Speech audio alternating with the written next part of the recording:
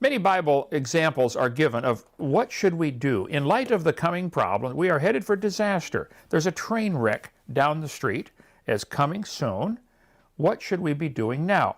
While I was in prison writing this book, I had loads of time to pray and meditate and search the scriptures, and I really did. And I spent many hours meditating and praying about this and on my knees, Lord, show me, guide me. What should I be doing? And I'm just going to put together what God showed me, I think, from the scriptures. What did other people do? Many people through history have faced the same problem. Jeremiah knew the people, hey, we're going to go into captivity. What do I do? Okay, pack light. Many people have faced persecution and tribulation in the past. This is from my book I wrote. I'm just going to make comments on what I said back then when God got a hold of my heart over this about, it would have been about 2009. Paul reminds us in 1 Corinthians chapter 10 that Moses crossed the Red Sea and the people fell into various sins. They watched God as he miraculously parted the water. How could you not remember something like that? They got across into the desert. God led them out of Egypt. A whole nation brought out of slavery. That just never happens. Well, it did. They saw 10 miracles happen where plagues fell on Egypt. These people watched all of this. God led them out through the bottom of the Red Sea, which is about 900 feet deep where they crossed. So the water has to be standing beside them, almost as tall as the Sears Tower. I have always wondered if any fish fell out of the water. I can't think of any other time in history where a fish could fall out of the water.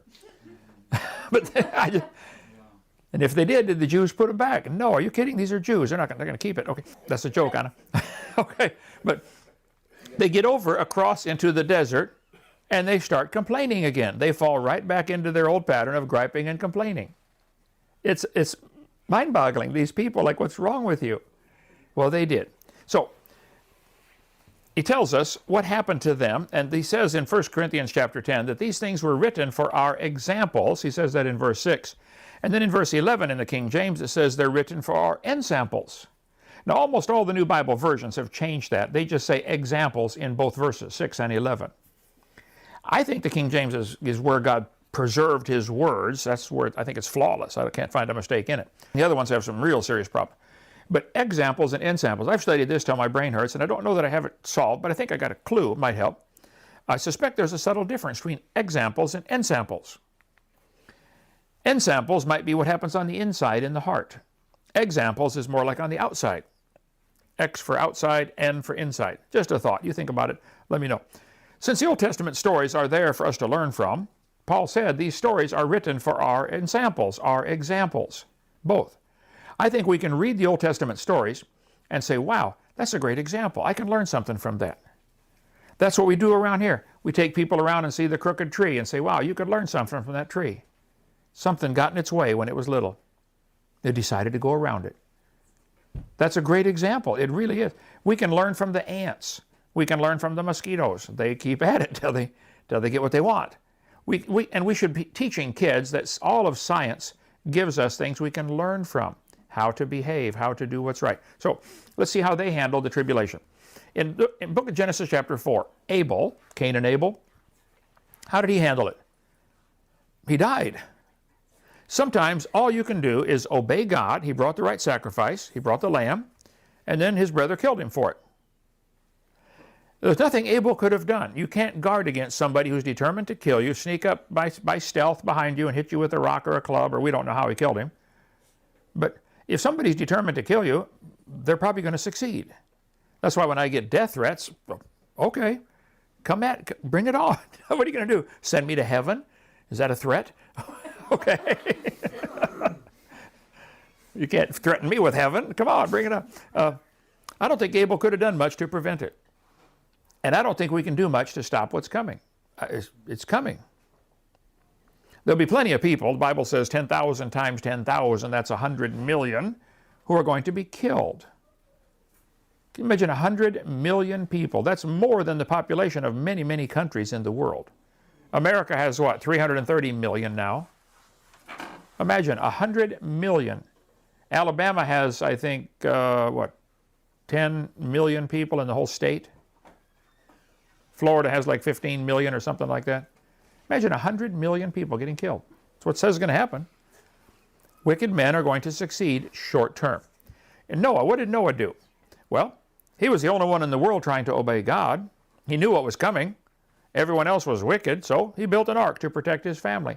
Maybe God would guide you to do that, protect your family somehow from what's coming. I don't know how you're going to do it or where you're going to do it, but maybe that's where. And God provided a means to go through the flood. I can't escape the flood. I can go through it in an ark. Joseph, what did he do in Genesis 37? You can get advice from him. He was just 17 when his brothers turned on him and sold him as a slave. Keep in mind, I've never heard this preached on, but it'd be a good sermon. Joseph was raised with 3 stepmothers. Imagine that household.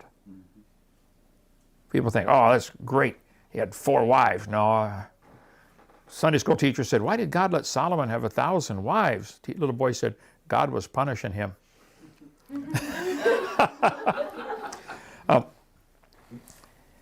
Joseph, what did he do?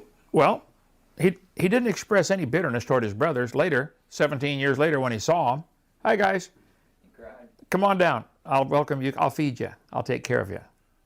Wow. Joseph was one of the few people in the Bible about which nothing bad is said. Not a thing bad about him. Not many people like that in the Bible. Not that he's perfect, but nothing is recorded that he did wrong. So he worked hard, and he didn't get bitter. They sold him into slavery. What do you do? Okay, I'm a slave. I'll work hard. I'll be a good slave. And he got promoted, didn't he? Then he faced persecution a second time in Genesis 39, and he was put in prison for doing right. His boss's wife tried to seduce him, and he ran out. Day after day after day, she tried to seduce him.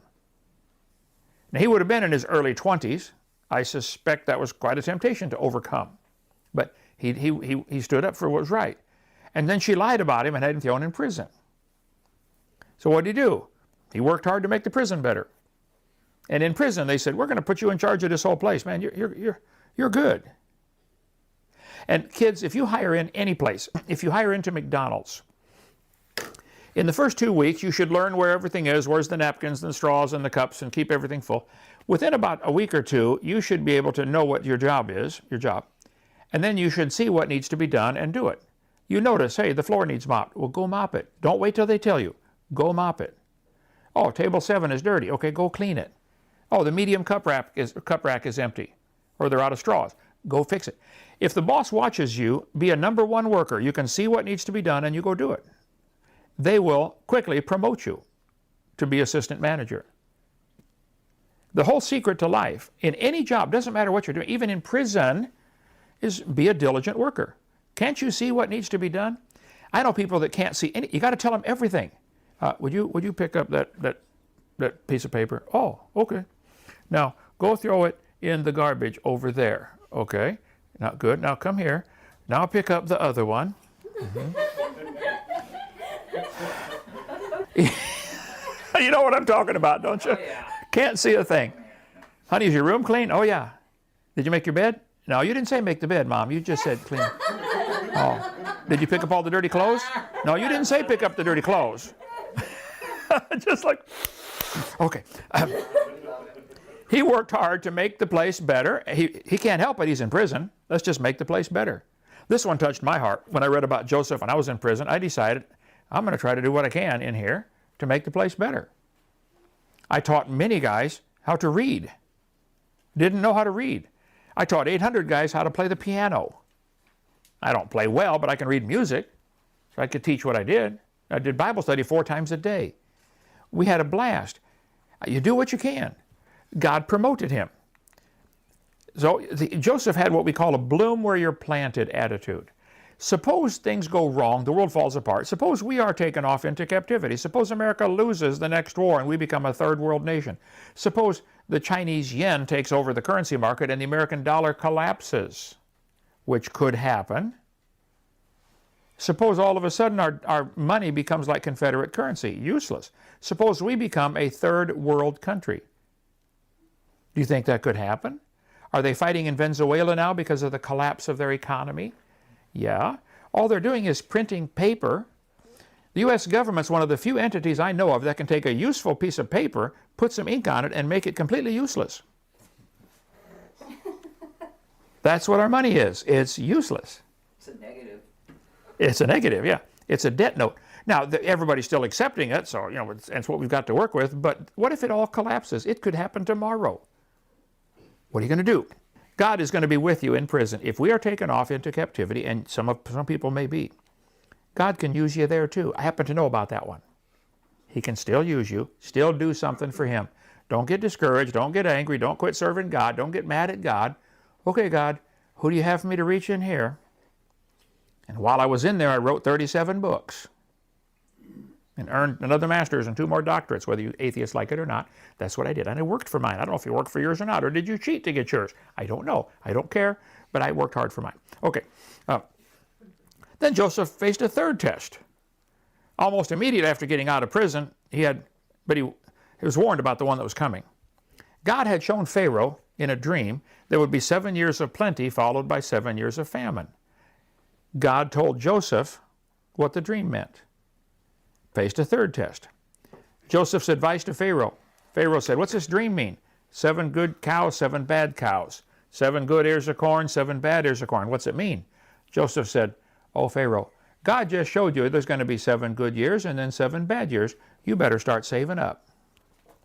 They dug gigantic pits over there in the sandstone, big as this building, and have stairways on both sides. People would line up, go down, get the grain, come up the other side, pay for their grain. They found the pits. Ron Wyatt found them, verified these are the grain pits where they did this. They're still there. What would it be? Joseph would have been about 2000, not quite, 1800 BC, so 3,800 years ago. They're still there. Go to WyattMuseum.com. They got evidence about that. Maybe God will guide you. Hey, bad times are coming. We better save up. Let's fill the pantry. Now, let me give you some advice. If you do save up a bunch of stuff, don't go on TV on Doomsday Preppers and show the world, hey, here's what I got saved up in my basement. Oh, brilliant. Guess what the neighbors are going to do when things get bad? It's like, think about that for a minute. Okay, it's probably more than interesting. The Egyptians did not save up. God told Joseph to tell Pharaoh, you're going to have 7 good years and 7 bad years. So Pharaoh said, well, let's start gathering up 20%. Or Joseph said, I suggest you gather 20% during the good years, and then we'll have something to eat during the bad years. Let's just imagine, to take an example, that the average person made $100 a week. Now they got to pay $20 a week to Pharaoh. So they make $100 a week. Pharaoh takes 20. They were better off than Americans. I think Pharaoh here takes a lot more than that, doesn't he? Yeah. Anyway, it's another story. So during the good years, now they're making $100 a week. Like, whoa, this is great. They can still live off the 80. But after that 7 years is over, now Pharaoh's going to start feeding them. So the max he could feed them is something less than $20 a week, because that's what he saved up, right? So apparently you could live on $20 a week in that time. So when the times were great and they were making 100 a week and they gave Pharaoh 20, they kept 80. They should have saved their own 20 also and lived off the 60.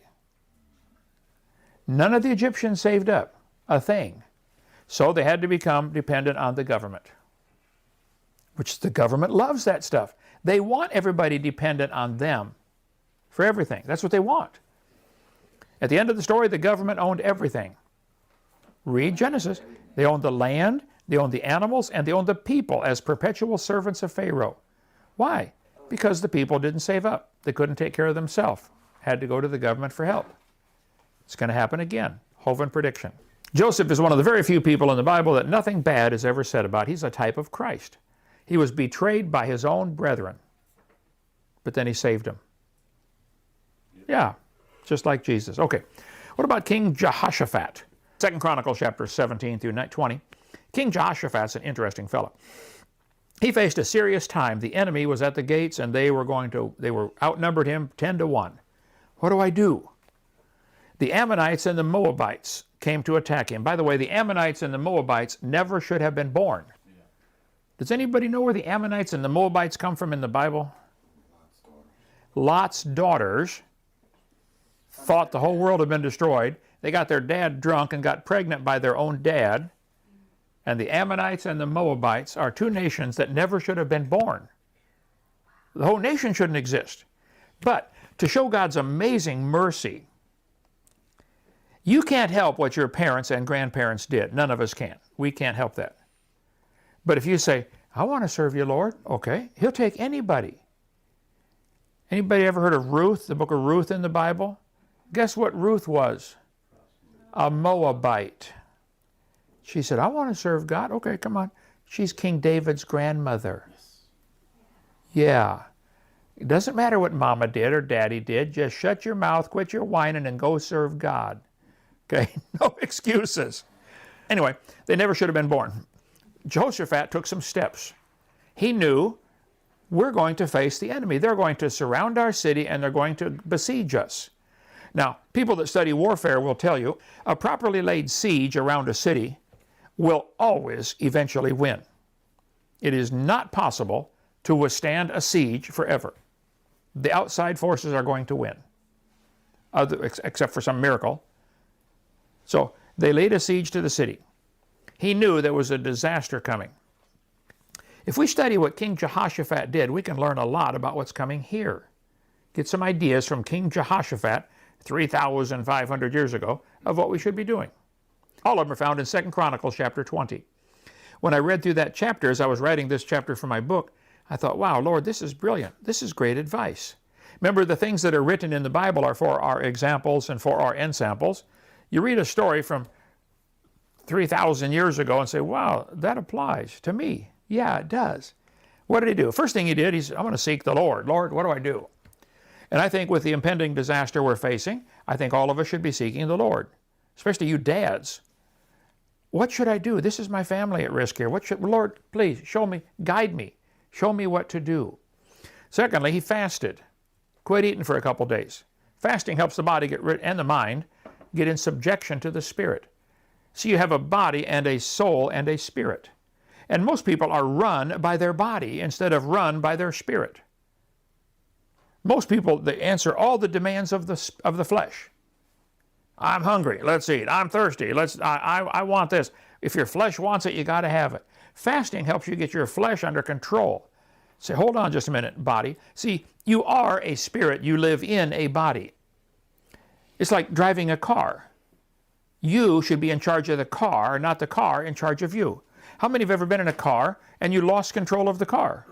All of a sudden, the car's in control, spinning around on the snow or on the ice or going over a cliff.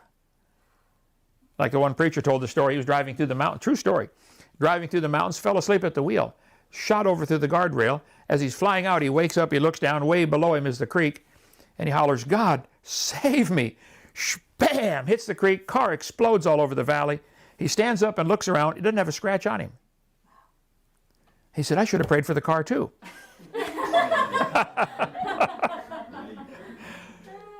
I mean, the way it ought to be is you should be in control of the car, not the car in control of you. And if you ever get to the place where you can't control your car, like it weaves all over the place because the linkage is bad or the steering box is going bad, you go get it fixed, don't you? Well, I know a lot of people that better go fix it because they got a problem. Their body controls them. They always cave in to the lust of the flesh. Anyway, third thing he did, he enlisted others to pray. He told all the people, let's pray and ask God to give us wisdom. This enemy outside the gate is huge. What do we do? 4, stand up and let others know we're asking God for help. Called for a public prayer meeting. Hey, we're going to ask God to help us. We got an enemy outside that's huge. We can't beat him. God, help us, and would everybody please pray? That's his advice. I think that's good advice. That applies today with what's coming. Number 5, he reminded God of how great he was. In his prayer, God, you're great. You can do anything. You can part the Red Sea. Brag on God for a while. And he doesn't need you to brag on him for his ego's sake, but he needs you to brag on him to put yourself in your place. You're this, he's this, okay? Let's keep it straight, okay? So brag on God. He loves that. Our Father which art in heaven, hallowed be thy name. Thy kingdom come, thy will be done.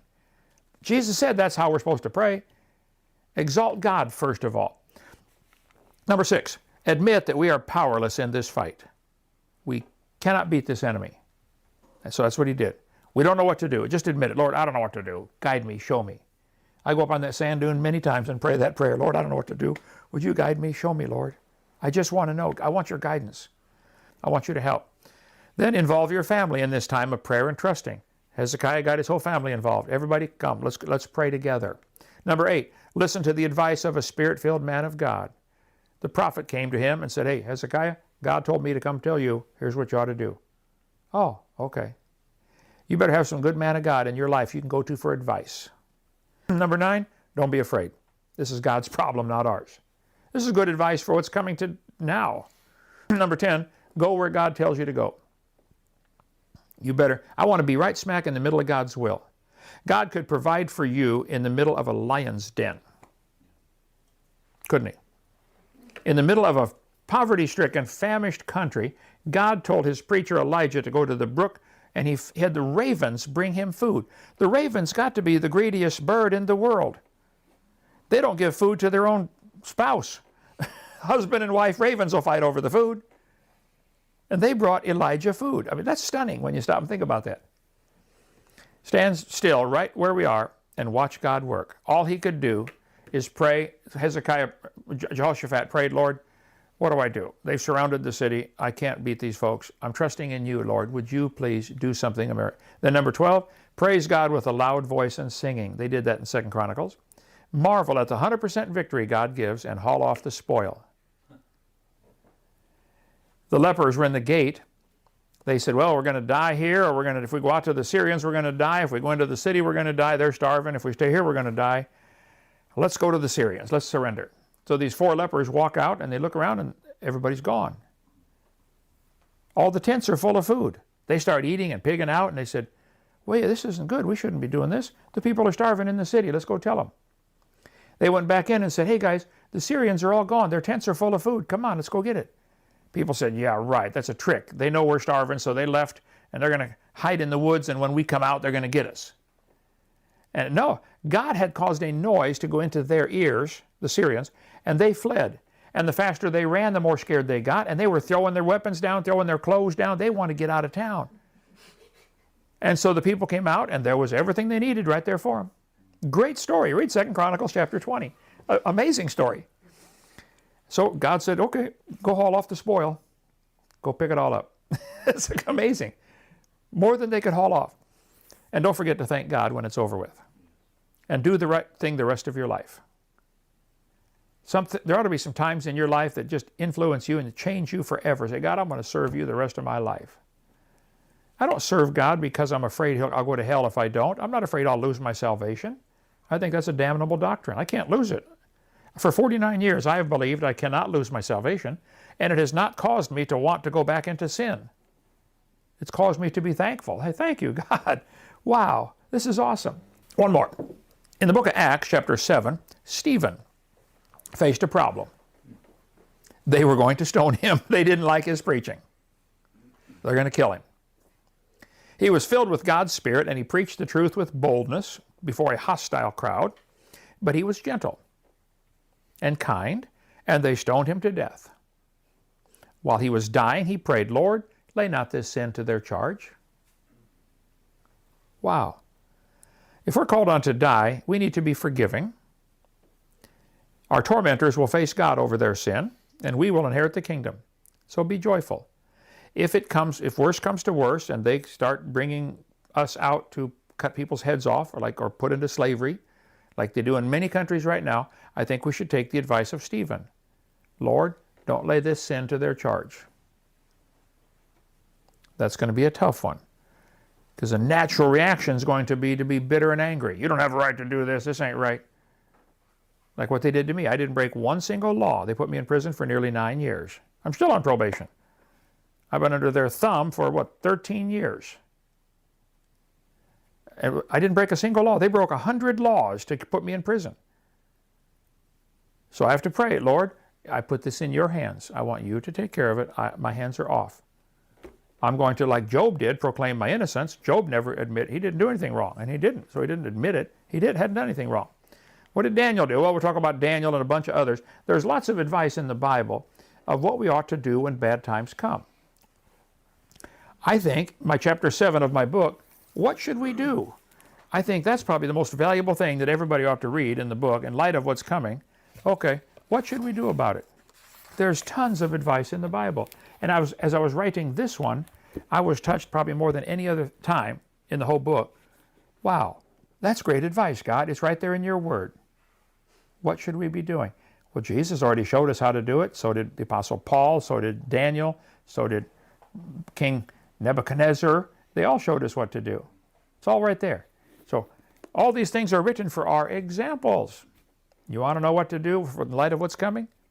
Get the book. Call 855-BIG-DINO, extension 1, and talk to Anna, and she'll say, hi, it's Anna. Would you like to get the book? Yeah, I'd like to get the book. Or the website. Or the website, drdino.com. Okay.